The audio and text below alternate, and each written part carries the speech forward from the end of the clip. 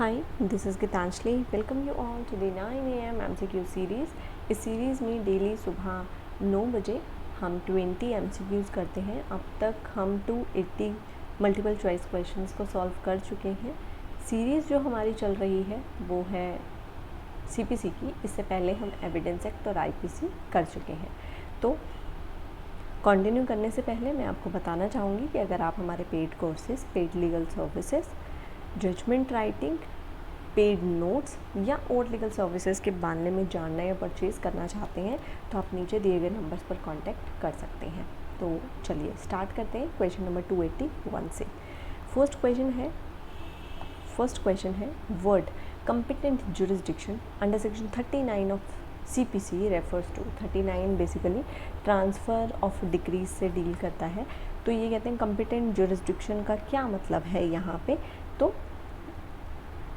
Option पढ़ते हैं. Pecuniary jurisdiction of the transferee court, territorial jurisdiction of the transferee court, pecuniary and territorial jurisdiction of the transferee court.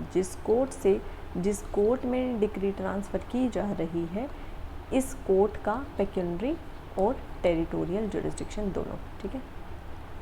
282 now. Execution of a decree can be stayed by the court passing the decree under all circumstances, be stayed by the court passing the decree before the time allowing for appeal, not stayed by the court passing the decree under any circumstances. तो क्या answer होगा यहाँ पे. जो execution of a decree होती है जिस court ने पास करी है वो स्टे कर सकती है. कब स्टे कर सकती है? Before the time allow for appeal. जब तक. कैसे की मैं आपको बताती हूँ. आज डिक्री पास हुई, अपील में जाने के लिए फॉर एग्जांपल मान के चलिए 30 दिन है. ठीक है. तो 30 दिन तक एग्जीक्यूट नहीं होगी क्योंकि अभी वो पर्सन जिसके अगेंस्ट डिक्री आई है वो अपील में जा सकता है. पर 30 दिन के बाद इसको स्टे नहीं करेगी वो कोर्ट. अगर करवानी है तो हाई कोर्ट से करवानी पड़ेगी. तो इस 30 दिन की बात कर रहे हैं, ये स्टे हो जाएगी. आंसर होगा ऑप्शन नंबर बी. नेक्स्ट आते हैं हम क्वेश्चन नंबर 283 पे. A decree for execution can not be sent to a. Execution के लिए कहाँ पर नहीं भेजी जाएगी? फॉरेन कोर्ट में नहीं भेजी जाएगी. ठीक है. पर ऐसी कोई कोर्ट है जिसे सेंट्रल गवर्नमेंट ने एस्टेब्लिश किया तो भेजी जा सकती है, पर फॉरेन कोर्ट में नहीं भेजी जाएगी. 284 now. In case of a joint decree the execution must be applied. Execution कौन अप्लाई कर सकता है जॉइंट डिक्री में? By all the decree holder? Yes. By more than one of decree holder? Yes. By one decree holder? Yes. Option D देख लेते हैं.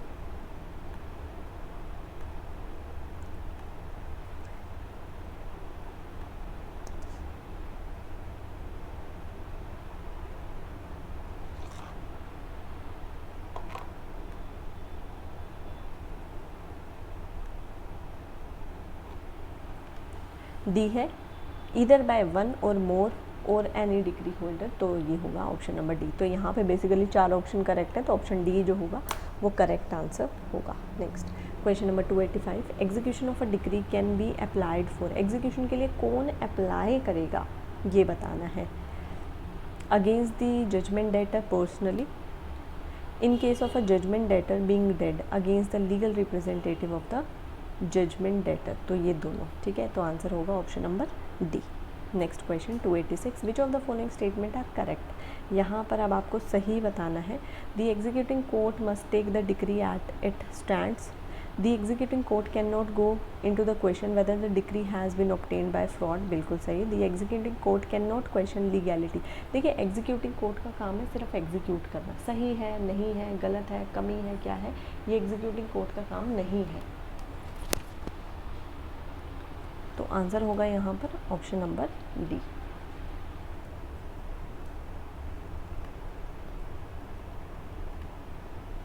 Next. An executing court can go behind the decree where the decree has been passed without jurisdiction, pecuniary, territorial और subject matter. यहाँ पर वो जा सकते हैं behind the decree.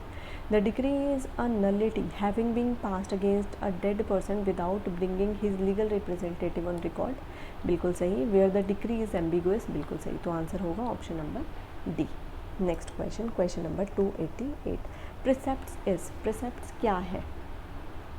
A transfer of the decree, an order to another competent court to attach any property of the judgment debtor. तो answer होगा option number B.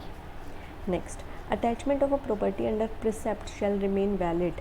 कब तक ये वैलिड रहती है? प्रिसेप्ट्स में अगर अटैच होती है तो 60 डेज तक, अनटिल एक्सटेंडेड। ठीक है, तो आंसर होगा यहाँ पे option number B. Next, question number 290। Under section 47 of CPC, all question arising between the parties to the suit relating to the execution, discharge or satisfaction of the decree have to be decided। कौन decide करता है ये? तो ये decide करेंगे by the executing court. ठीक है, next question number 291। 47 of CP is mandatory and bars a suit, mandatory and bars a defense।